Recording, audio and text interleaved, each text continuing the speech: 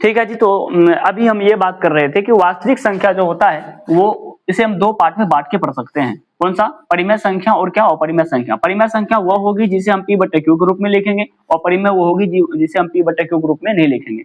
आपको बस इतना ध्यान रखना है सर, अपरिमेय संख्याएं जो होगी वो इस प्रकार से होगी। बस यदि आपको अपरिमेय पता हो जाएगा तो हमें लगता है परिमेय आप पहचान जाइएगा। अपरिमेय क्या होता है? यदि आपको इस प्रकार से कहीं भी संख्या नजर आ जाए, ठीक है, इस प्रकार से कहीं भी संख्या नजर आ जाए, जरा गौर से देखिएगा इन संख्या को। यहाँ पर आपको नजर आएगा कि 2 की पुनरावृत्ति बढ़ते क्रम में हो रही है, 1 बार 2 बार 3 बार इस तरह से हो रही है, तो ऐसी संख्या हमारा क्या कहलाएगा? अपरिमेय कहलाएगा। ये आपको ध्यान रखना है। और उनके बाद जो हमारा रूट का होगा, जिसका वर्गमूल नहीं निकलेगा, ये हमारा क्या होगा? अपरिमेय संख्या होगा। तो इसका जोड़ घटो गुना भागा इस तरह से जो होगा अपरिमेय होगा। बाकी इसका सॉल्यूशन करके देखेंगे परिमेय अपरिमेय क्या होता है, परिमेय परिमेय क्या, तो ये भी क्वेश्चन आपका बनेगा। अभी शॉर्टकट में हम यदि बात करें, इसके अतिरिक्त जो भी आपको नजर आएगा परिमेय संख्या, क्या ये परिमेय संख्या है? बिल्कुल ये परिमेय संख्या। इसे p बटे q के रूप में लिखने के लिए सीखेंगे। इसके बाद क्या ये परिमेय है? बिल्कुल ये परिमेय है। क्या ये परिमेय है? बिल्कुल ये परिमेय है। क्या सभी पूर्ण संख्याएं जो होती है ये परिमेय होती है? बिल्कुल ये परिमेय होती है। ठीक है, तो आपको इन बातों को ध्यान में रखना है। आपको ये भी ध्यान में रखना है, पाई हमारा जो है कौन सा संख्या है? अपरिमेय संख्या है, और 0 हमारा कौन सा संख्या है? परिमेय संख्या है। लेकिन पाई का जो मान होता है 22/7 वो भी हमारा किसके अंतर्गत आएगा? परिमेय संख्या के अंतर्गत आएगा, क्योंकि तो पाई का ये रियल वैल्यू नहीं होता है। तो पाई हमारा अपरिमेय हो गया, और 0 परिमेय हो गया, 22/7 परिमेय हो गया। बस इसी से क्वेश्चन आपका रह जाता है। ठीक है, चलिए यहाँ पर कुछ बातें जो हम करने वाले हैं वो करने वाले हैं अभाज्य संख्या का। किसका बात करने वाले हैं? अभाज्य संख्या का। दोस्तों जो अभाज्य संख्या का बात करें तो जिसका केवल 2 गुणनखंड होते हैं, अभाज्य संख्या उसको कहते हैं जिसका केवल 2 गुणनखंड, जिसका केवल 2 गुणनखंड होते हैं। 2 गुणनखंड कौन कौन होते हैं? पहला तो 1 होता है, तथा दूसरा क्या होते हैं? स्वयं होते हैं। जब 2 गुणनखंड होगा, पहला 1 का दूसरा स्वयं, उसे क्या कहेंगे? अभाज्य संख्या। अभाज्य संख्या की शुरुआत जो होती है वो होती है 2 से। 2 के बाद 3 हो गए, 3 के बाद 5, 5 के बाद 7, 7 के बाद 11। इस प्रकार से कौन सा संख्या है? अभाज्य संख्या है। अगर बात करें ये अभाज्य संख्या है तो 2 का केवल 2 गुणनखंड है, 1 और 2। 3 का भी 2 गुणनखंड है, 1 और 3। 5 का भी 2 गुणनखंड है, 1 है 5। ठीक है, तो अभाज्य संख्या के 2 गुणनखंड होते हैं, आपको ध्यान में रखना है। अगर बात करें अभाज्य संख्या से रिलेटेड और क्या पूछता है, आपको पूछेगा 2 अभाज्य संख्या, 2 अभाज्य संख्या, 2 अभाज्य संख्याएं a b है तो HCF AB का क्या होगा? तो आपको कहना है इसका 1 होगा। कोई भी अभाज्य संख्या हो तो उसका HCF क्या होगा? 1 होगा। और LCM पूछेगा, आपको पता है जब अभाज्य संख्या है किसी से नहीं कटता है, LCM निकालने के लिए गुना करना पड़ेगा, तो A गुना क्या हो जाएगा? B हो जाएगा। ये आपको ध्यान में रखना है। 2 संख्या है तो दोनों को क्या करेंगे? गुना करेंगे तो क्या निकलेगा? LCM और HCF इसका 1 ही होगा 2 अभाज्य संख्या का। ये मोस्ट इंपोर्टेंट है, इसे आप लोग ध्यान में रखिएगा। ठीक है, ये अभाज्य संख्या हो गए। अभाज्य संख्या का ही वंशज एक संख्या होती है जिसे हम लोग कहते हैं जुड़वा अभाज्य। कौन सा? जुड़वा अभाज्य। जुड़वा अभाज्य को हम लोग ट्विंस प्राइम नंबर कहते हैं। जुड़वा अभाज्य क्या होता है? यानी 2 अभाज्य संख्या, 2 अभाज्य संख्या, 2 अभाज्य संख्याएं, ठीक है, जिनके बीच एक भाज्य हो, एक भाज्य हो, जिनके बीच क्या हो? एक भाज्य हो। जैसे इंपोर्टेंट हो जाता है, जैसे हमारा बात करेंगे 3 और 5, एक संख्या इसमें भाज्य है 4 बीच में, जैसे हमने कहा 5 और 7, ठीक है। इसके बाद हमने कहा 11 और 13, ठीक है, ये आपको ध्यान में रखना है। और 1 से लेकर 100 तक में ऐसी 8 संख्याएं आएंगे, ये आपको ध्यान में रखना। ये हमारा जुड़वा हो गए। इसका भी जो HCF होता है, इसका भी जो HCF होती है वो कितना होती है? 1। ठीक है, चलिए इसके बाद दूसरा होता है, दूसरा हम लोग जिसको कहते हैं सह अभाज्य संख्या। कौन सा? सह अभाज्य संख्या। सह अभाज्य संख्या में आपको ये देखना होता है, कोई भी दो संख्या, कोई भी बोल सकते हैं, कोई भी दो संख्या जिसका HCF 1 हो, जिसका HCF क्या हो? 1 हो, जैसे बात करेंगे, इसमें केवल ये देखना होता है HCF एक होना है, ठीक है, कोई भी दो संख्या हो। जुड़वा में ये देखना होता है कि वहां पर उन दोनों के बीच में एक हमारा क्या हो, भाज्य संख्या हो। तो यहाँ पर हम कह सकते हैं 8 और 25, तो भले ही ये भाज्य है लेकिन इसका HCF कितना होगा, एक होगा। तो ये हमारा किसके अंतर्गत आएगा, सअभाज्य के अंतर्गत। बहुत इंपॉर्टेंट क्वेश्चन बन जाता है यहाँ से। 20 और 19 ये हमारा क्या होगा, सअभाज्य होगा, क्योंकि इसका HCF क्या आएगा, एक आएगा, ठीक है। चलिए इसके बाद यदि बात करें, आप लोग को ये ध्यान में रखना है,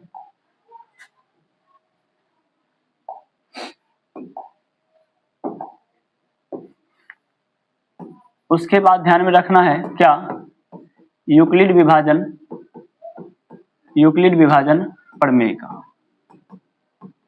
तो ये क्या होती है, ये आपको ध्यान में रखना है, भाज्य बराबर भाजक गुना भागफल प्लस शेष। क्या ध्यान में रखना है, भाज्य बराबर भाजक गुना भागफल प्लस शेष, इसे कहेंगे A बराबर BQ प्लस R, ठीक है।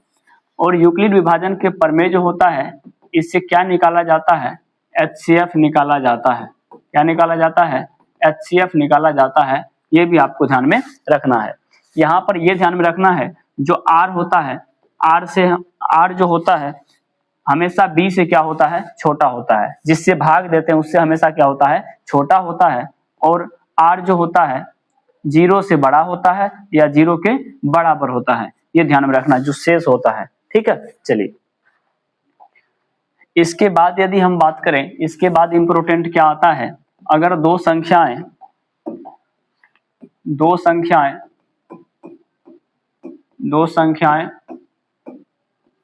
A तथा B हो, तो दो संख्या A तथा B हो तो अगर HCF निकालिएगा किसका किसका, AB का, और LCM निकालिएगा किसका, AB का, और दोनों को गुना कीजिएगा तो दोनों संख्या के गुणनफल के बराबर होता है। दोनों संख्या गुणनफल के क्या होता है, बराबर होता है। हम इस तरह से कह सकते हैं, यहाँ से यदि पहली संख्या निकालना हो, पहली संख्या तो इसके बराबर होता है LCM गुना HCF बटे दूसरी संख्या। इसी प्रकार से यदि हमें क्या निकालना हो, दूसरी संख्या निकालना हो, तो दूसरी संख्या क्या होगा, बस यहाँ पर चेंजिंग आ जाएगी। दूसरी संख्या यहाँ पर क्या हो जाएगा, चेंजिंग हो जाएगा, ठीक है। ये आपको ध्यान में रखना है।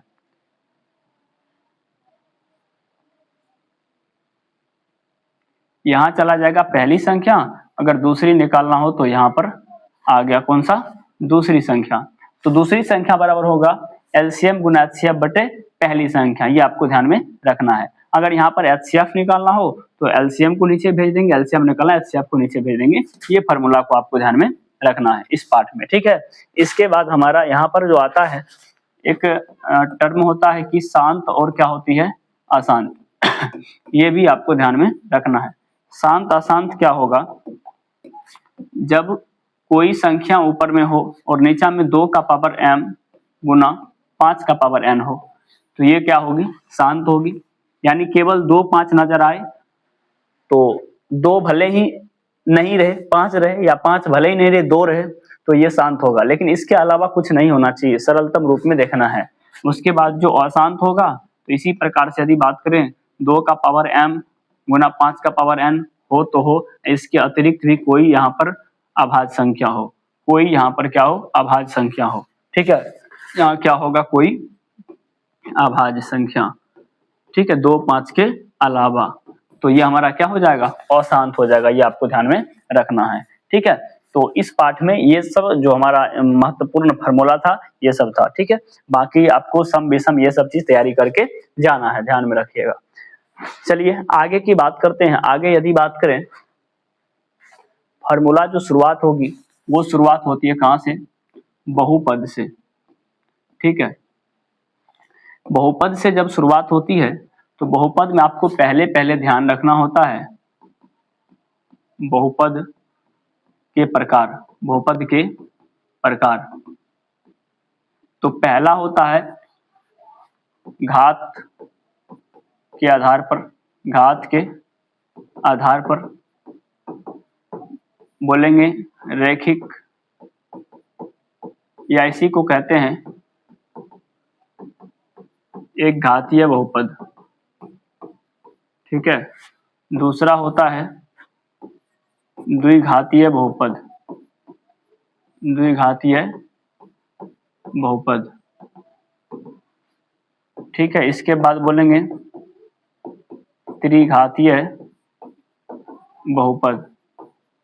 अब एक बात समझिए, बहुपद का जो व्यापक रूप होता है कैसा होगा बहुपद, तो हम कहेंगे यह होगा ax square plus bx plus c। ठीक है, इस टाइप का होगा क्या हमारा बहुपद, ध्यान में रखिएगा। ठीक है, ये जो बहुपद होता है तो ये हमारा घात को देखना है, घात सबसे ज्यादा यहाँ ABCD का, ये जो हमारा ए बी यहाँ पर C है, ए बी और C जो है, ABC हमारा क्या होता है, कोई भी वास्तविक संख्या होता है। ABC क्या होता है, कोई भी वास्तविक संख्या होता है, ये ध्यान में रखना है। यहाँ पर चर x है और चर जो है उसका पावर देखना है। जो बहुपद का घात होता है, बहुपद का घात वो कैसी संख्या होती है, तो आपको कहना है क्या, पूर्ण संख्या होती है। कैसी संख्या होती है, पूर्ण संख्या।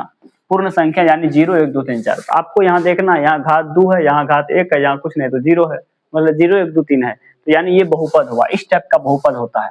ठीक है, तो व्यापक रूप तीनों का पूछ सकता है।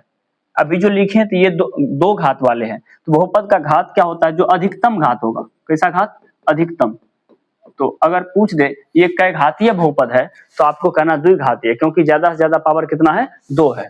इसी प्रकार से हमारा जो रैखिक है, रैखिक का यदि व्यापक रूप पूछे, कहेंगे ax प्लस क्या, ax प्लस क्या b, क्या होगा, ax प्लस b, हमारा ये रैखिक का क्या हुआ, व्यापक रूप।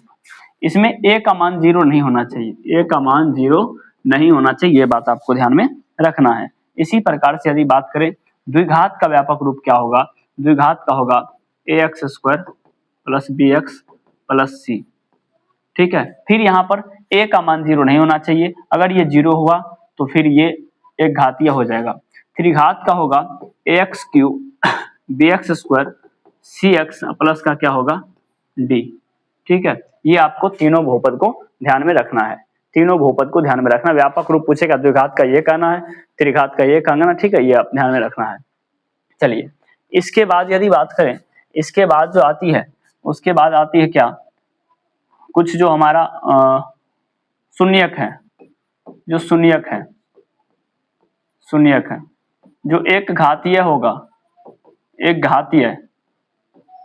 अगर शून्यकों की संख्या बात करें, शून्यकों की संख्या, तो एक घातीय में क्या होगा एक घातीय में 1 होगा। ठीक है, जो हमारा द्विघातीय होगा, जो हमारा द्विघातीय होगा इसमें 2 होगा। एक घातीय में 1, द्विघातीय में 2, और त्रिघातीय में जो होगा वो हमारा क्या होगा, 3 होगा। एक घातीय में एक शून्यक। इस तरह से यदि हम ये माने, अगर ये माने यदि ax प्लस b एक रैखिक बहुपद हो, रैखिक बहुपद हो तो पहला बात, यदि ax प्लस b एक रैखिक बहुपद हो, ये ऐसा रैखिक बहुपद है, तो यदि बात करें पहला शून्यक एक ही, तो इसमें शून्यक ही होता है। x का जो मान निकलेगा, x का मान कहने का मतलब अल्फा जो निकलेगा, ये निकलेगा माइनस बी बट्टा क्या a, माइनस बी बट्टा a, ये आपको ध्यान में रखना है। इसी प्रकार से ये कहें यदि ax square plus bx plus c एक द्विघात बहुपद होगा, तो ये क्या होगा, इसका 2 शून्यक होगा, तथा 2 शून्यक दो शून्यक अल्फा तथा बीटा हो तो, दो शून्यक क्या हो, अल्फा और बीटा हो, तो आपको ये ध्यान में रखना है दोनों को जब जोड़ेंगे, क्या ध्यान में रखना है, दोनों को जब जोड़ेंगे आपको पूछेगा अल्फा प्लस बीटा का मान बताइए, आपको कहना है माइनस बी बटे ए। क्या होता है माइनस बी? माइनस बी का मान एक्स का गुणांक और ए का मान जो हमारा होता है वो क्या होता है, एक्स स्क्वायर का क्या गुणांक। ये ध्यान में रखना है, ये आपका यहाँ पर ये फॉर्मूला बनता है। और इसी प्रकार से यहाँ पर पूछ सकता है क्या, अल्फा इंटू बीटा पूछेगा, आपको कहना है सी बटे ए। तो सी क्या है जी, अचर पद है, इसमें ABCD नहीं लगा हुआ, अचर पद है। अब बटे क्या होगा, एक्स स्क्वायर का गुणांक। ठीक है, तो ये आपको ध्यान में रखना है, किसमें, द्विघात में। ये दो बातें आपको ध्यान में रखना है। अगर बात करें त्रिघात का, त्रिघात के लिए क्या होगा, त्रिघात के लिए alpha plus beta plus gamma, तीनों शून्यकों को अगर जोड़ना है तो उसको फिर बोलेंगे माइनस बी बटे ए। ठीक है, और alpha beta plus beta gamma plus gamma alpha, इसके बराबर बोलना है क्या, सी बटे ए। क्या बोलना है, सी बटे ए। इसी प्रकार अल्फा बीटा गामा ये बोलेंगे क्या, माइनस डी बटे ए। ये भी आपको ध्यान में रखना है। ठीक है, ये आपको ध्यान में रखना है, परीक्षा में पूछने योग्य हो जाता है। चलिए, इसके बाद कुछ इंपोर्टेंट बातें याद रखना है। ए प्लस बी का होल स्क्वायर, ए स्क्वायर प्लस 2ab प्लस क्या, बी स्क्वायर। ए माइनस बी का होल स्क्वायर याद रखना है, क्या होता है, ए स्क्वायर माइनस 2ab प्लस क्या होता है, बी स्क्वायर। ऐसे ही एक और याद, इसी में ए माइनस बी का होल स्क्वायर याद रखना है, ए प्लस बी का होल स्क्वायर माइनस 2ab। ठीक है, तो यहाँ पर ए बी की जगह पर ये अल्फा बीटा मान लीजिए, तो इस टाइप का फॉर्मूला भी बन जाता है। और एक याद रखिएगा, ए स्क्वायर माइनस बी स्क्वायर बराबर क्या होता है, ए प्लस बी इंटू ए माइनस बी। ये भी आपको ध्यान में रखना है। तो यहाँ से ये कुछ फॉर्मूला होता है जो परीक्षा में इंपोर्टेंट रूप से बनता है। आगे जो हमारा होता है, अगर द्विघात बहुपद में ही बात करें तो बहुपद में ये 2-3 फार्मूला जो था ज्यादा इंपोर्टेंट था। इसके बाद हमारा जो आती है वो हमारे होते क्या, दो चर वाले रैखिक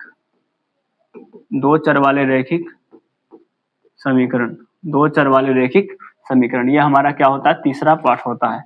इसमें आपको मेन चीज क्या ध्यान रखना है, पहले तो दो चर वाले रैखिक समीकरण ऐसा होगा, x plus b y plus c बराबर 0। इसमें दो समीकरण दिया जाएगा, पहला एक, तो आप यहाँ पर क्या कीजिए 1 लगा दीजिए।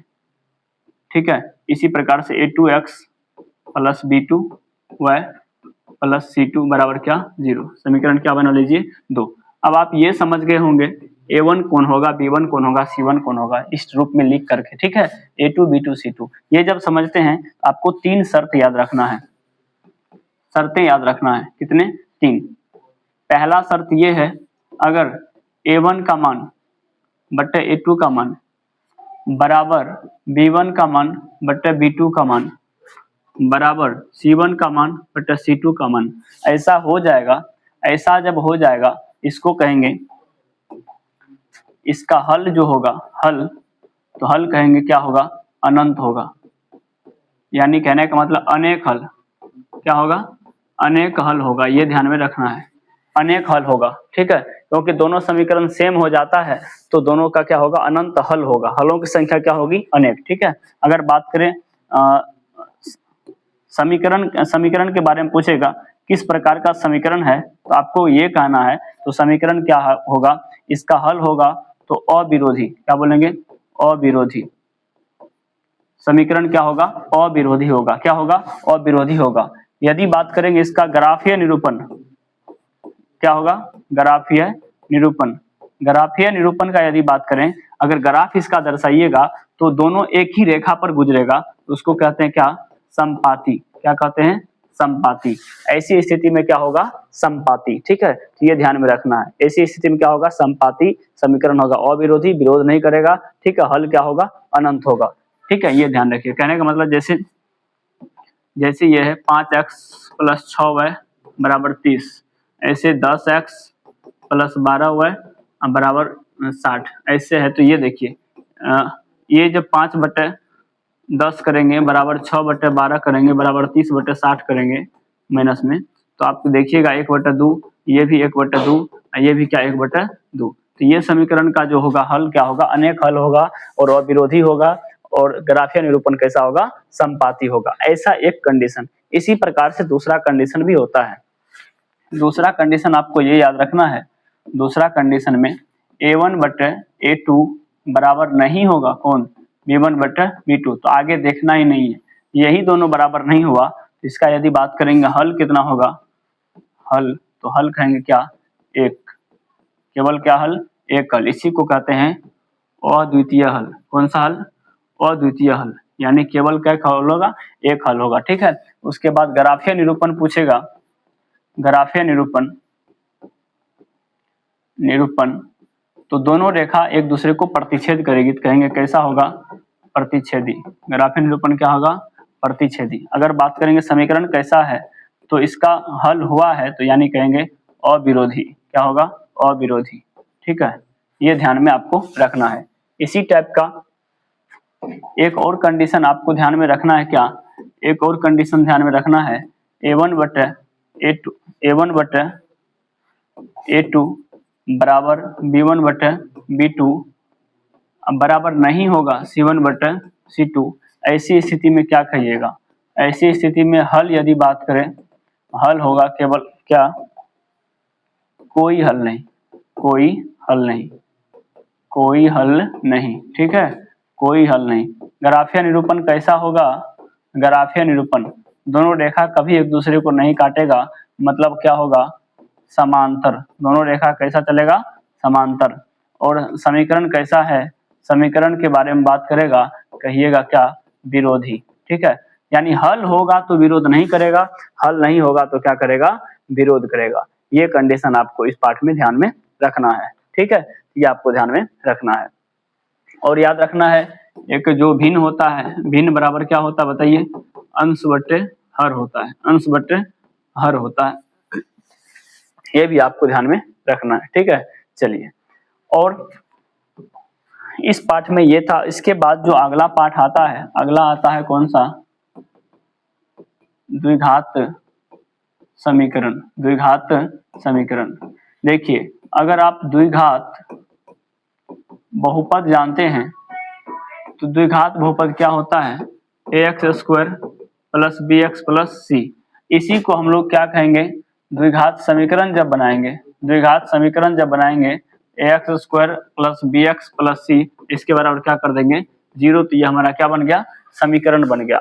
ये हमारा क्या बन गया, द्विघात समीकरण बन गया। ये ध्यान रखना, ठीक है। ये समीकरण, इस समीकरण के लिए यदि बात करें हम, क्या क्या फार्मूला का यूज आएगा, यूज आएगा पहला विविक्तर। क्या, विविक्तर, यानी इसी को हम लोग क्या कहेंगे, विवेचक कहेंगे। ठीक है, इसे हम लोग d से यदि सूचित करेंगे, इसके बराबर क्या होगा, b² माइनस 4ac। abc का मान यहाँ पर दिया गया है। ठीक है, तो ये ध्यान में रखना है। जैसे कहने का मतलब हुआ, एग्जाम्पल ये बात कहें, अगर 2x² प्लस 5x प्लस 6 बराबर 0 है, यहाँ a का मान x² को छोड़ के 2 है, b का मान x को छोड़ के 5 है, c का मान 6 है। माइनस को ध्यान में रखना, अभी नहीं है माइनस में, तो d निकालना होगा तो b² माइनस 4ac पर बैठा देंगे। ठीक है, 5 का स्क्वायर माइनस 4 गुना a का मान 2 गुना c का मान 6, ये 25 माइनस 6 से 24 गुना 48 होगा, और यहाँ पर कट करके घट करके कितना होगा, माइनस का 23। ये हमारा d निकल जाएगा। ये भी निकालने आपको पूछेगा, तो ये विविक्तर विवेचक का फॉर्मूला होता है।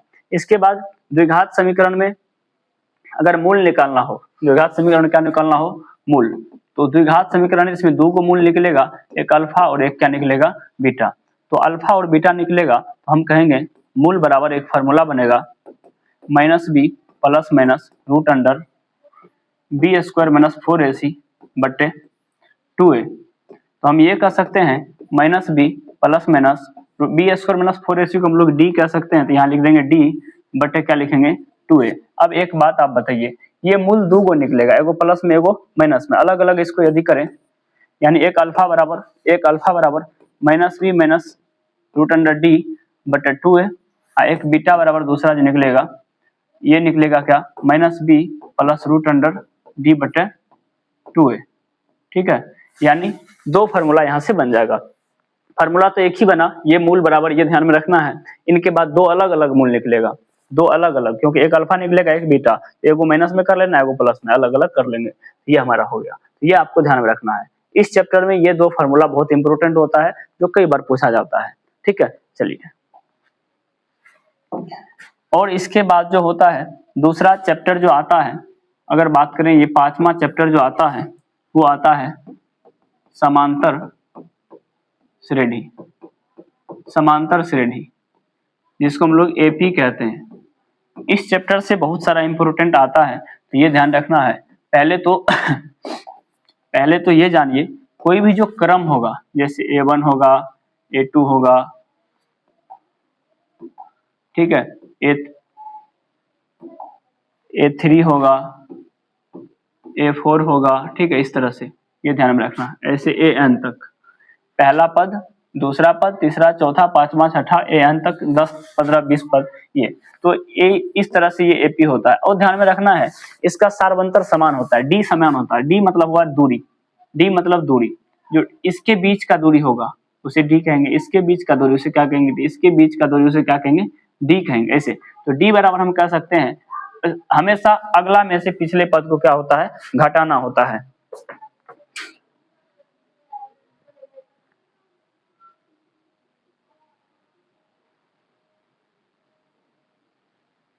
ठीक है, घटाना होता है, तो हमारा क्या होगा, A2 में से क्या घट जाएगा, A1 घट जाएगा।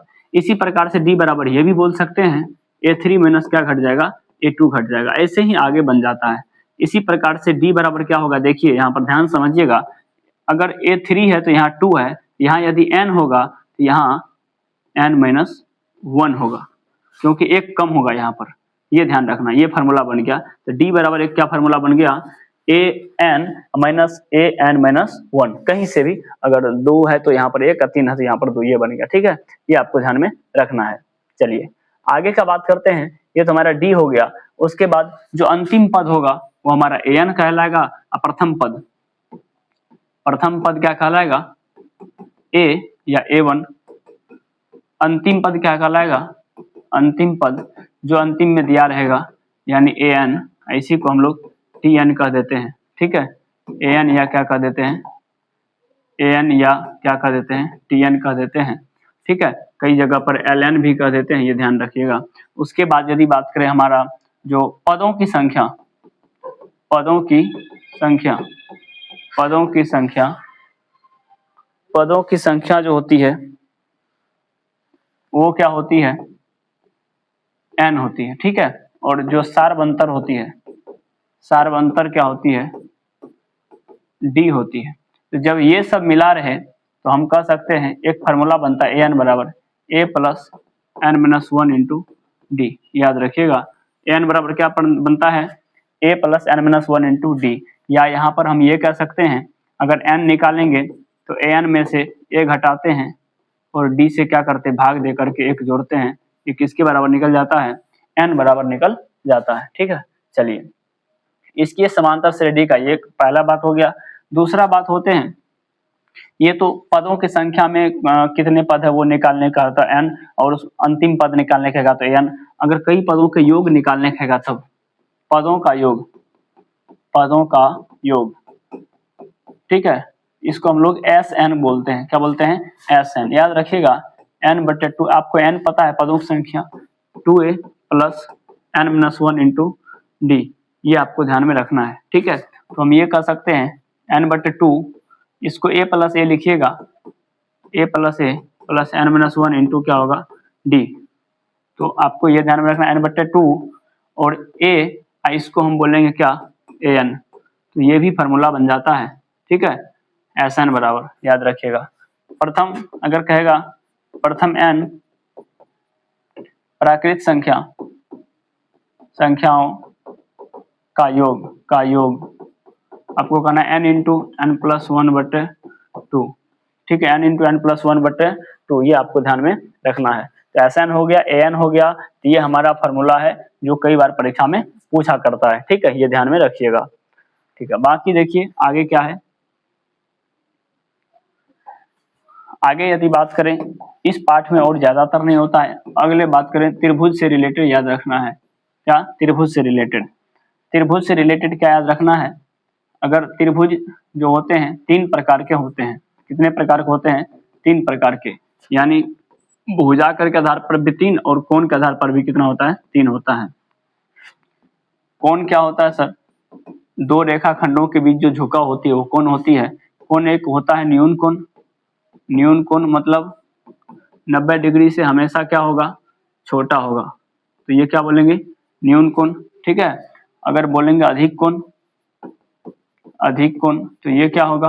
तो कहेंगे ये 90 डिग्री से क्या होगा? बड़ा होगा, तो उसको क्या कहेंगे? अधिक कोण। अगर बात करेंगे एक होता है जिसको हम कहते हैं समकोण, तो हम ये कहेंगे जो 90 डिग्री के बराबर होगा तो उसको कहेंगे क्या? समकोण। इसी प्रकार से त्रिभुज को बांट सकते हैं। इस प्रकार से त्रिभुज यदि कोण 90 डिग्री का होगा एक कोण, तो ये हमारा समकोण होगा। अगर इसी प्रकार से तीनों कोण 90 डिग्री से छोटा होगा, ये हमारा क्या होगा? न्यून कोण होगा। अगर एक कोण हमारा ये बड़ा हो जाए, जैसे 120 डिग्री का हो जाए, ठीक है, ये 60 हो गया और ये 20 डिग्री, तो ये हमारा अधिक कोण हो गया।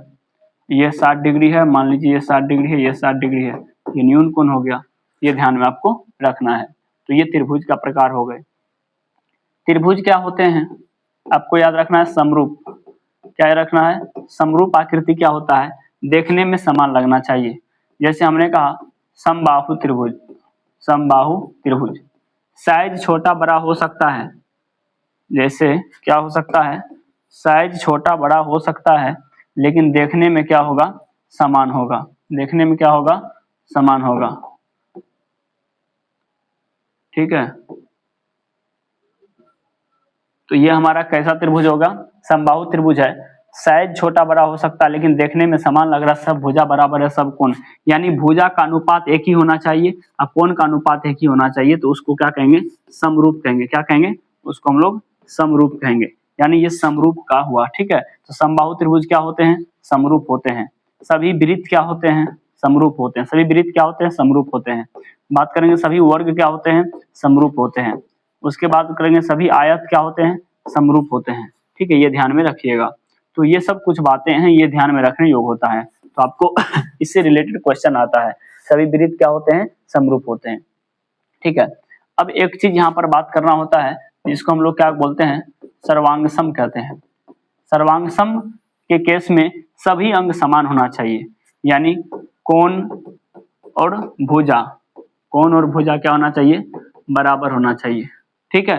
कोई भी इस तरह से, जैसे इसमें कई चीज पढ़ते हैं, जैसे RHS से जब 2 भुजा बराबर होता है, एक कोण 90 डिग्री का होता है तो RHS होता है। जैसे ए ऐसे बोलते हैं, 2 कोण बराबर होता है, एंगल साइड एंगल, 2 कोण बराबर, अब वो एक जो है साइड बराबर, एक भुजा बराबर है, वो भी सर्वांग सम होता है। उसके बाद SSS साइड साइड साइड, तीनों भुजा यदि बराबर हो तो वो भी सर्वांग सम होते हैं। ए तीनों कोण बराबर तो वो भी क्या होते हैं? सर्वांग सम होते हैं। ठीक है। तो ये सब सर्वांग समता का नियम है। ये सब किसका नियम है? सर्वांग समता। ठीक है। तो सर्वांग सम में आपको ये सब बातें ध्यान में रखना है। ठीक है, ध्यान में रखिएगा। ठीक है। बाकी देखिए आगे जो रिलेटेड फार्मूला होती है वो सबसे इम्पोर्टेंट इसमें आता है त्रिकोणमिति में। त्रिकोणमिति में बहुत सारे फार्मूला आपको याद रखना होता है। बहुत सारा याद कैसे रखेंगे? याद इस तरह से रखना होगा। त्रिकोणमिति में आप लोग पहले याद रखिएगा साइन। हम यहाँ पर कोण, कोई भी जो कोण होगा उसको हम थीटा मान के चलते हैं। ठीक है। कोई भी कोण, जैसे कोई भी यहाँ पर कोण है तो इसको हम लोग क्या मान के चलते हैं? थीटा मान के चलते हैं। ये 90 डिग्री है। तो याद ये भी रखना है कि जो हमारा त्रिकोणमिति होती है वो हमारा समकोण के लिए होता है। ठीक है। तो ये थीटा, साइन थीटा, उसके बाद हमारा कोस थीटा, उसके बाद टेन थीटा, उसके बाद कोट थीटा, सेक थीटा और कोसेक थीटा। ठीक है, ये ध्यान रखना। ये 6 त्रिकोणमितीय अनुपात है। इससे रिलेटेड फार्मूला क्या सब बनता है? पहला फार्मूला बनता है sine square theta plus cos square theta, जो होता है वो क्या होता है? 1 होता है। दूसरा फार्मूला बनता है sec theta minus tan theta, यानी स्क्वायर लगा के, तो ये भी कितना होता है, 1 होता है। तीसरा फार्मूला क्या बनता है, तीसरा फार्मूला बनता है साइन थीटा गुना कोसेक थीटा बराबर क्या होता है, 1। तो यहाँ से साइन थीटा 1 बटा कोसेक थीटा कर सकते हैं। चौथा बनता है सेक थीटा गुना कॉस थीटा, इसके बराबर क्या होता है, 1 होता है। उसके बाद होता है टेन थीटा गुना कॉट थीटा, इसके बराबर क्या होता है, 1 होता है। ये सब आपको ध्यान में रखना है। ये जब आपको ध्यान में रहेगा,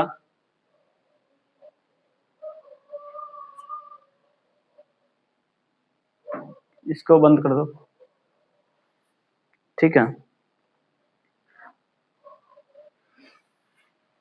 तो इसके बाद आपको कुछ और फार्मूला ध्यान में रखना है। जो हमारा साइन थीटा होगा ये किसके विपरीत होगा, ये हमारा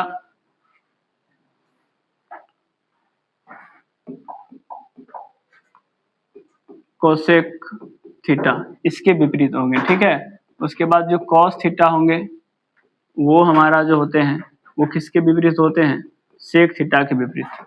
जो हमारा टेन थीटा होंगे वो किसके विपरीत, कॉट थीटा के विपरीत। तो यहाँ पर एक चीज ध्यान में आता है, जो हमारा साइन थीटा का अनुपात होता है वो P बटे H होता है, मतलब लंब बटे कर्ण होते हैं। और यदि कोसेक का बात करें इसका बस उल्टा H बटे P हो जाएगा, ठीक है। तो इसके बाद हम यदि किसका बात करेंगे, कॉस थीटा का, तो आप कहेंगे B बटे H। तो इसके बाद यदि बात करेंगे सेक थीटा का, इसका उल्टा हो जाएंगे H बटे B। B क्या है, आधार है। अगर बात करेंगे टेन थीटा का, आपको बोलना P बटे B। और उसके बाद कॉट थीटा का बोलेंगे तो आप कहेंगे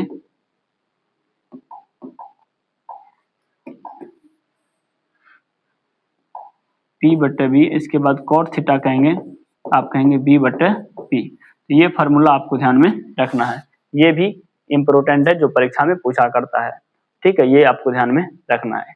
इसके बाद जो हमारा होता है, इसके बाद जो इम्पोर्टेंट बनता है वो मान से रिलेटेड बनता है। इससे रिलेटेड, मान से रिलेटेड है ना, तो वो आपको 1 नंबर दिलाएगा ही।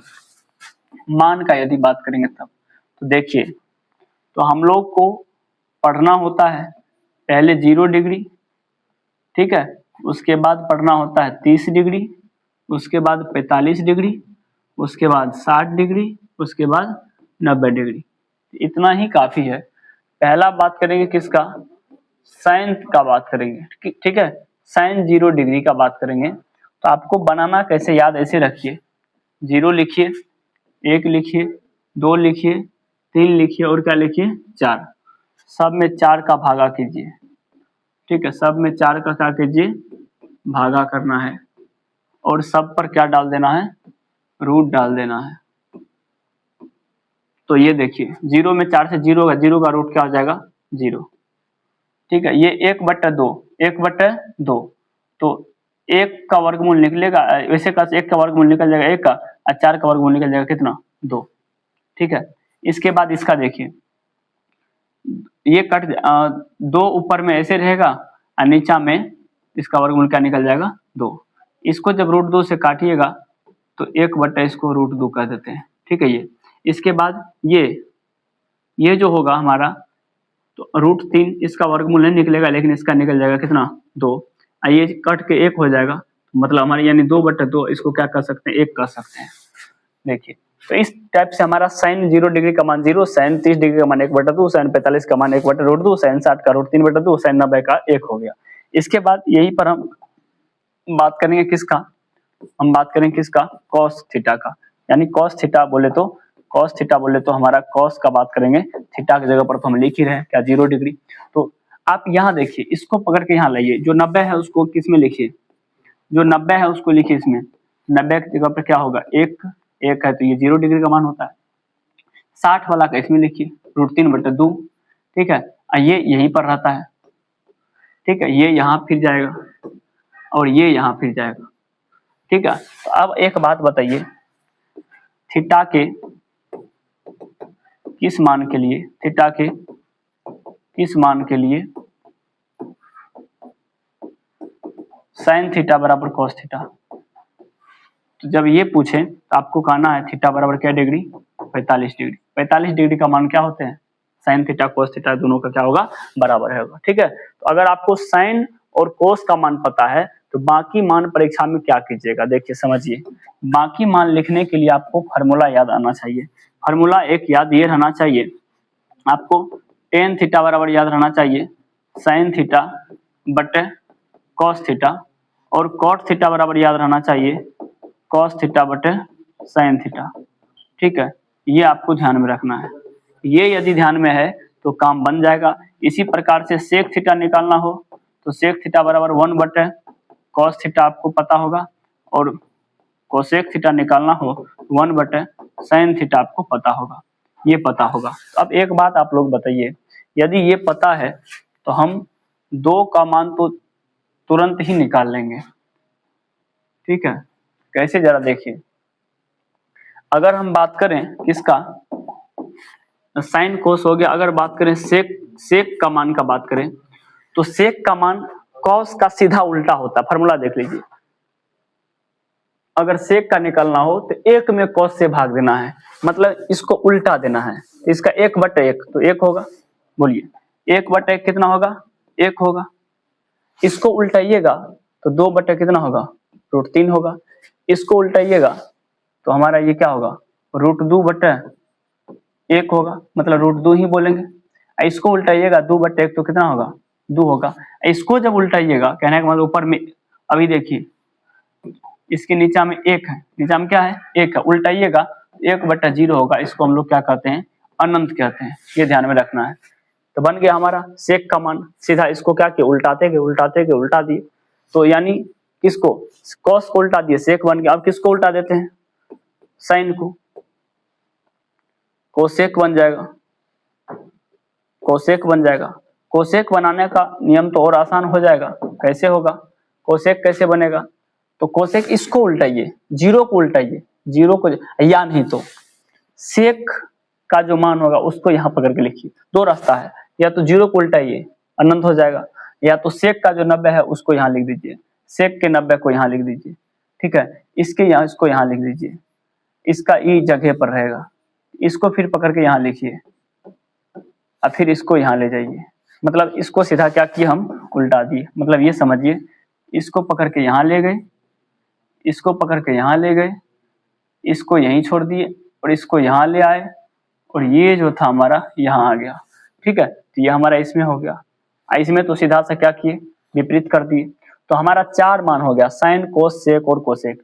इसी प्रकार से हम यदि एक का बात करें, टेन थीटा का बात कर लें, किसका? टेन थीटा का, तो हमारा कॉट का भी निकल जाएगा। टेन थीटा कैसे होगा सर? टेन थीटा का क्या फॉर्मूला होता है? साइन बटे कोस, यानी साइन के मान में कोस से भाग, 0 में 1 से भाग दीजिए तो 0 होगा। 1 बटे 2 में भागा देना है, किससे? भागा देना किससे? √3 बटे 2 से। तो ये हो जाएगा 1 बटे 2 गुना 2 बटे √3। ये दोनों जब कटेगा तो 1 बटे √3 होगा। ठीक है, इसी प्रकार से यदि बात करें 1 बटे √2 में, 1 बटे √2 में भागा देना किससे? 1 बटे √2 से। मतलब ये कहना चाह रहे हैं 1 बटे √2 में भागा देना किससे? 1 बटे √2 से। सेम टू सेम 1 बटे √2 गुना √2 बटे 1, ये कट के कितना हो जाएगा? 1 हो जाएगा। तो 0 डिग्री का मान 0 और 30 डिग्री का 1 बटे √3 और 45 डिग्री का 1 हो गया। और 60 डिग्री में यदि बात करें, आपको √3 बटे 2 में भागा देना है 1 बटे 2 से। कहेंगे √3 बटे 2 गुना 2 बटे 1, तो ये कितना हो जाएगा? √3 हो जाएगा।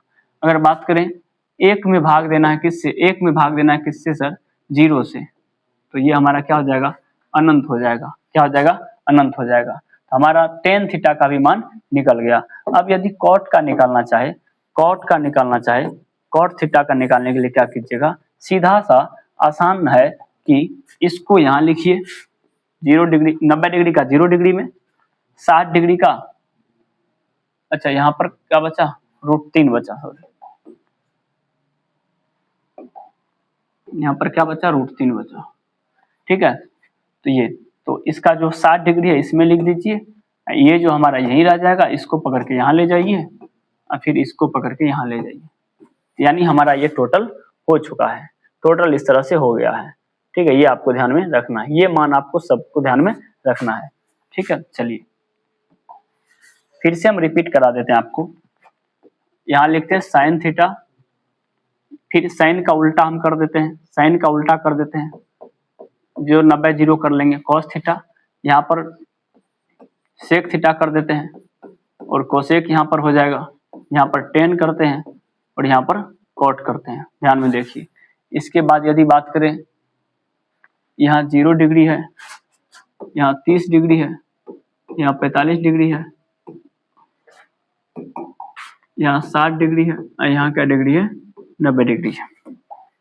चलिए 0 डिग्री का मान 0, 30 डिग्री का मान कितना होगा, तो हम कहेंगे सर इसमें जो है आप जो 1 में 2 से 4 से भाग दिए थे, तो 1/2, फिर 1/√2 लिखे थे, और इसका क्या लिखे थे, √3/2 लिखे थे, इसका क्या लिखे थे, 1 लिखे थे। ठीक है, चलिए इसको यानी 90 को यहाँ पर लिखना है, फिर ये √3/2 करना है, ये सेम टू सेम रहेगा, इसको पकड़ के यहाँ लिखना है, इसको यहाँ ले जाना है।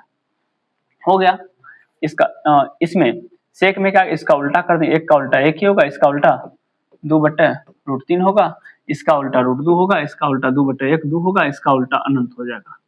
चलिए अब इसको पकड़ के यहाँ लिखिए, ये अनंत हो जाएगा, ये 2 हो जाएगा, फिर ये √2 हो जाएगा, फिर ये आएगा 2/√3, फिर यहाँ आ जाएगा कौन 1।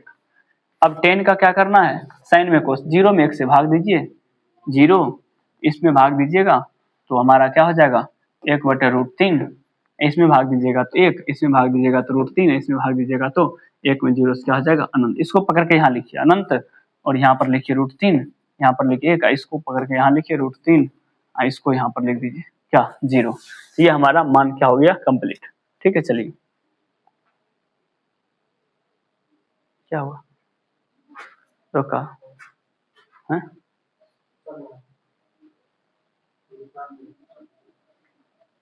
चलिए इसके बाद यदि बात करें त्रिकोणमिति में लगभग ये काफी है, इनके बाद अनुप्रयोग में भी इसी से काम चल जाएगा। और ठीक है, आपको ध्यान में रखना है कुछ बातें, जो हमारा ये कोई खंभा खड़ा, अनुप्रयोग से कुछ बातें बता देते हैं। खंभा यदि खड़ा है तो यहाँ से अगर यहाँ से कुछ चीजों को यहाँ देखा जा रहा है, यहाँ से देखा जा रहा है, तो यहाँ जो कोण बनेगा इसको उन्नयन कोण कहेंगे। अगर यहाँ से देखा जा रहा है, यहाँ से देखा जा रहा है, तो ये हमारा क्षैतिज रेखा हो गए, यहाँ जो कोण बनेगा उसको अवनमन कहेंगे। ठीक है, ये हमारा क्या कहलाएगा, उन्नयन कहलाएगा। तो ये अवनमन और उन्नयन आपको ध्यान में रखना है, तो इससे इसमें ज्यादा बातें नहीं आती है। ठीक है, चलिए अब जो मेन चीज होती है वो होती है क्या, वृत्त से रिलेटेड। ध्यान में देखिएगा वृत्त क्या होती है। वृत्त इस टाइप का जो कोई गोला होगा, ये हमारा क्या हो गया, वृत्त हो गया। गौर से देखिएगा वृत्त में ये जो हमारा होगा ये क्या कहलाएगा, त्रिज्या कहलाएगा। ये जो खींचे ये क्या कहलाएगा, त्रिज्या। इसे हम लोग r से सूचित करते हैं। अब आप लोग यदि सोचें इसमें ये कई खींचा जा सकता है। साइकिल के स्पोक को देख लीजिए, एक वृत्त में त्रिज्याएं कितनी होती है, अनंत होती है। त्रिज्याएं कितनी होती है, अनंत होती है। ये ध्यान में आपको रखना है। चलिए इसी प्रकार से यदि बात करें, एक और आप ध्यान में देखिए, यदि बात करें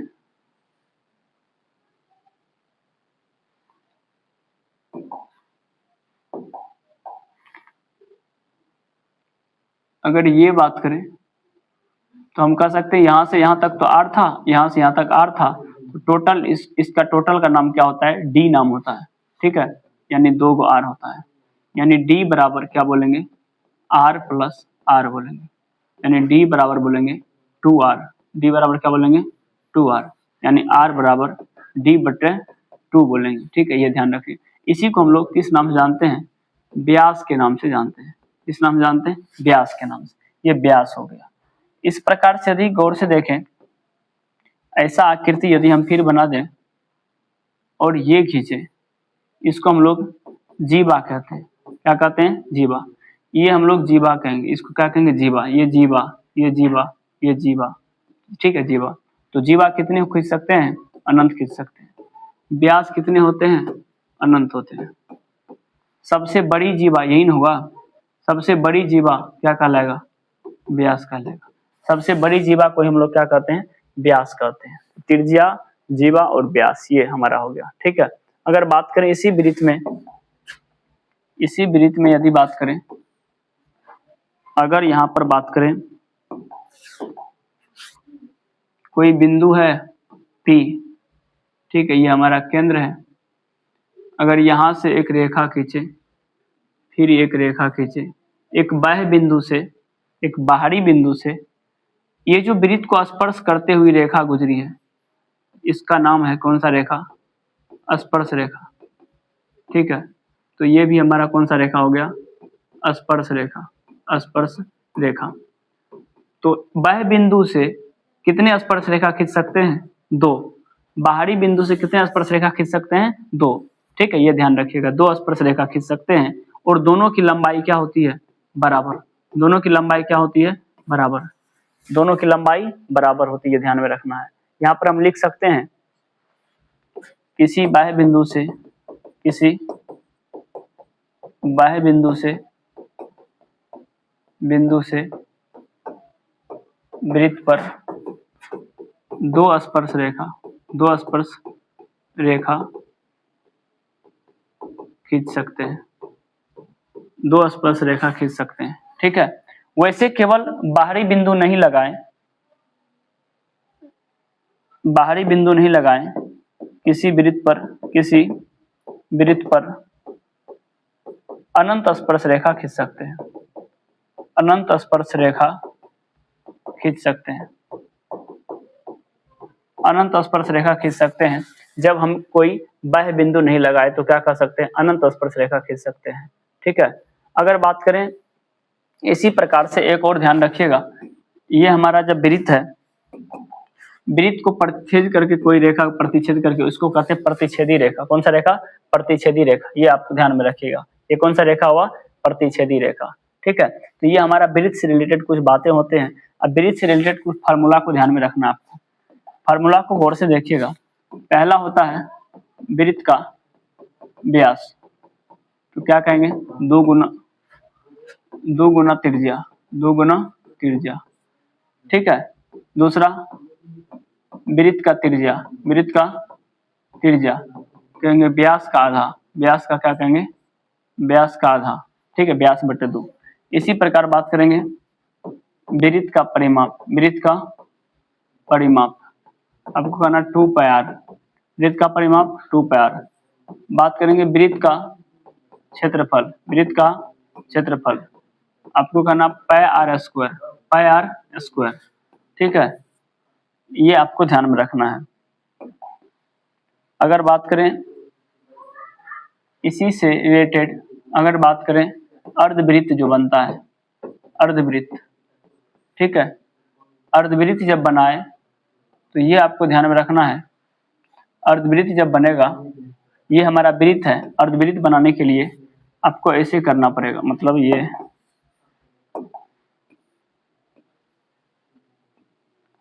इसका जो फार्मूला बनेगा, ये ध्यान में रखिएगा। अर्धवृत्त का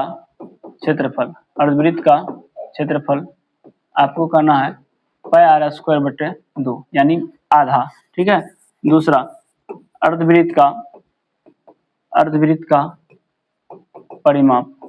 परिमाप में ध्यान रखना है, यहाँ से यहाँ तक हमारा πr हुआ और ये हमारा हो गया क्या, d, इसको बोलेंगे πr प्लस 2r, तो r कॉमन लेंगे, π प्लस 2 बचेगा, ठीक है। तो ये ध्यान रखिएगा, ये हमारा अर्धवृत्त का क्या हो गया, परिमाप का ये हमारा क्या हो गया, फार्मूला हो गया, क्षेत्रफल भी हो गया, ठीक है। अगर बात करें जो, ठीक है, ये यदि बात करें वृत्त, और वृत्त को 2 भाग में तोड़ फाड़ के बांट सकते हैं, क्या, एगो को बोलेंगे वृत्त खंड, एगो को बोलेंगे क्या, त्रिज्य खंड, वृत्त खंड और त्रिज्य खंड। ध्यान से देखिए, ये हमारा वृत्त है, ई यदि काट लें तो ई जो रंगा हुआ भाग है इसको कहेंगे क्या, इसको कहेंगे वृत्त खंड, ठीक है।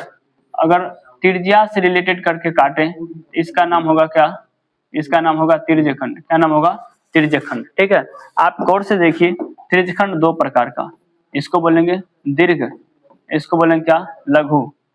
ठीक है, लघु त्रिज्यखंड, दीर्घ त्रिज्यखंड, इसको क्या बोलेंगे, दीर्घ यानी दीर्घ वृत्तखंड, इसको बोलेंगे क्या, लघु वृत्तखंड। दीर्घ वृत्तखंड और लघु वृत्तखंड, ये आपका यहाँ पर हो गया, आप इसको समझ गए होंगे। ठीक है, यदि बात करेंगे त्रिज्यखंड में क्या होगा, त्रिज्यखंड में क्षेत्रफल होगा, तो त्रिज्यखंड का क्षेत्रफल, त्रिज्यखंड, त्रिज्यखंड का क्षेत्रफल, त्रिज्यखंड का क्षेत्रफल क्या होगा, कहेंगे पाई आर स्क्वायर, ये पूरा वृत्त का हो गया। ठीक है, तो यहाँ जो कोण दिया रहेगा, ठीक है, कोण, तो पहले ये देखते हैं ये वृत्त का कौन सा भाग है, मतलब ये कह सकते हैं थीटा कौन सा भाग है, कितना डिग्री का, 360 डिग्री का कौन सा भाग है, तो बोलेंगे पाई आर स्क्वायर थीटा बटे 360 डिग्री।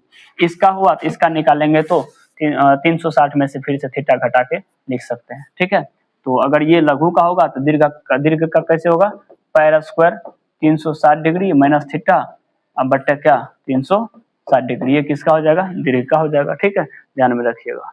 चलिए, ये हमारा किसका होगा, त्रिज्यखंड का क्या हो गया, क्षेत्रफल हो गया।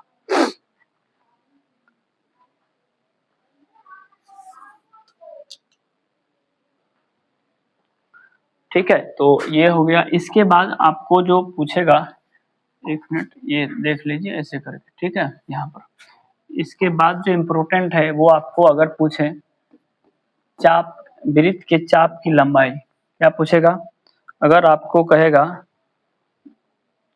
चाप की लंबाई, चाप की लंबाई यदि पूछेगा, क्या पूछेगा, चाप की लंबाई यदि पूछेगा, आपको कहना है 2 पाई आर, क्या करना है, 2 पाई आर गुना थीटा बटे 360 डिग्री। ठीक है, ये किसकी लंबाई होगी, चाप की लंबाई होगी, ये इस तरह से ये चाप की लंबाई होगी। ठीक है, तो ये यदि पूछेगा तो ये आपको ध्यान में रखना है। ठीक है, चाप की लंबाई। त्रिज्यखंड का अगर क्षेत्रफल दिया रहेगा तो लघु का दीर्घ का निकालने के लिए पूरे वृत्त के क्षेत्रफल से निकाल सकते हैं। एक बात बताइए, वृत्त को यदि 4 भाग में बांटेंगे, वृत्त को यदि 4 भाग में बांटेंगे तो एगो को बोलेंगे चतुर्थांश, क्या बोलेंगे, चतुर्थांश। इसका यदि क्षेत्रफल पूछेगा तो पाई आर स्क्वायर टोटल का 1/4 से गुना कर देंगे, ये भी आपको ध्यान में रखना है। ठीक है, यही एक प्रकार का त्रिज्यखंड का ही हुआ, क्योंकि त्रिज्यखंड ये कोण 90 डिग्री का बनेगा, 90 डिग्री थीटा की जगह पर रख करके पाई आर स्क्वायर से गुणा, पाई आर स्क्वायर थीटा बटा 360 डिग्री करेंगे, ये कट के कितना आ जाएगा 4, तो 1/4 पाई आर स्क्वायर हो गया ये। ठीक है, ये आपको ध्यान में रखना है। ठीक है, चलिए इसके बाद यदि बात करें, दूसरा आएगा, दूसरा क्या आएगा,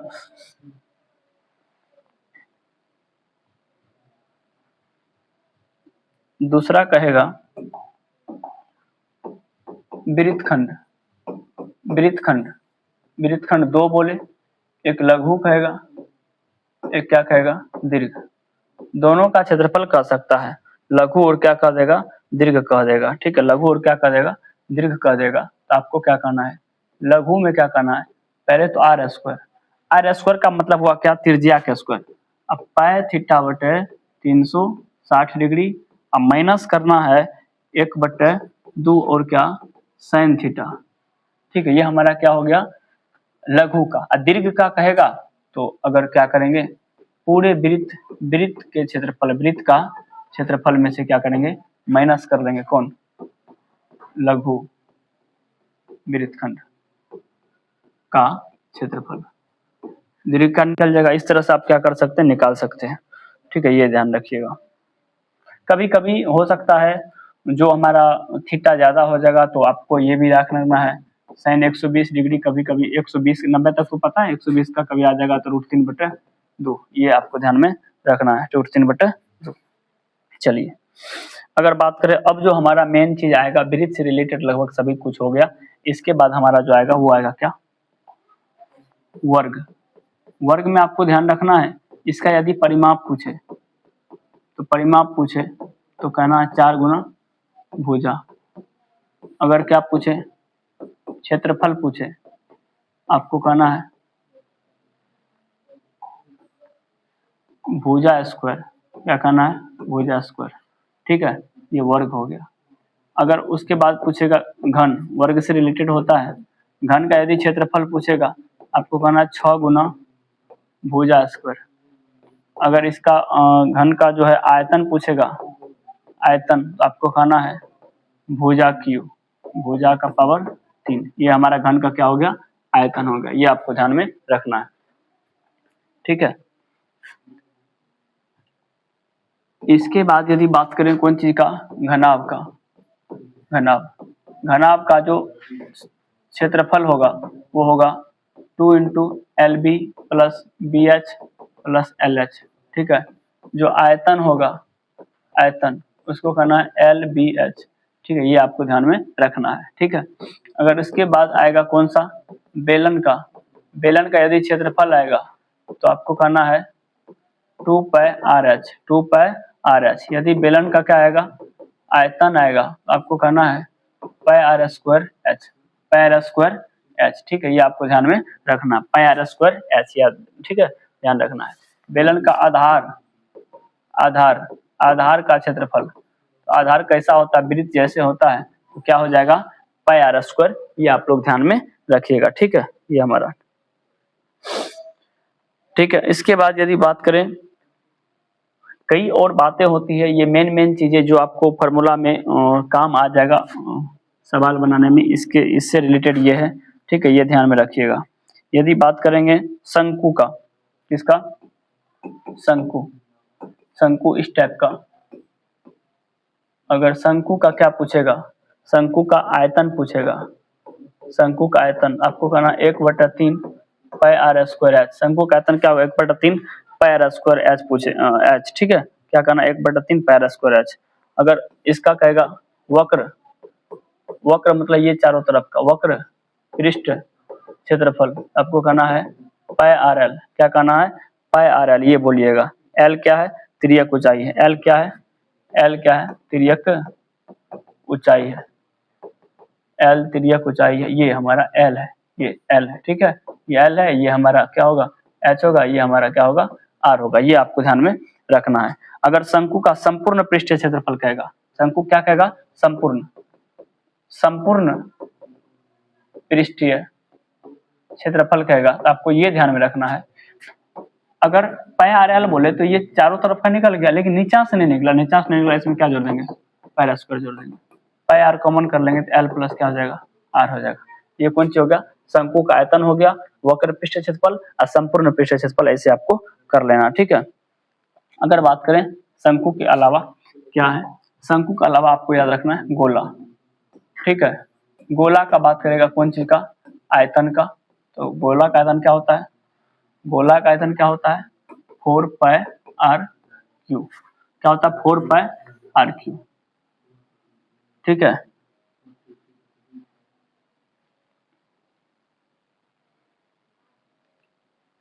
अच्छा 4/3 गोला का क्षेत्रफल यदि कहेगा, गोला का चारों तरफ का क्षेत्रफल, तब कहना है क्या, 4 पाई आर स्क्वायर। ये सॉरी, ये ध्यान में रखना है। ये कौन चीज का हो गया, गोला का। अब बात करेगा किसका, अर्धगोला का। अर्धगोला का जब कहेगा तो आपको कहना क्या, आयतन। तो आयतन से आधा जगह छेकेगा तो बस 2/3 और क्या, पाई आर क्यू, ठीक है।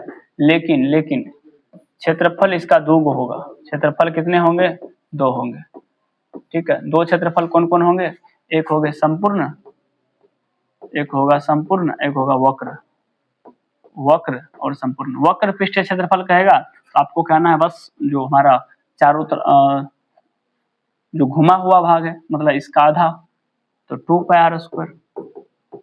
इसमें 2 पाई आर स्क्वायर तो होगा ही, एगो आधार नीचे वाला जुट जाएगा, जैसे मान लीजिए ये है तो ये भी जुट जाएगा, ये जब जुटेगा तो पाई आर स्क्वायर जुटेगा, तो हो जाएगा कितना, 3 पाई आर स्क्वायर।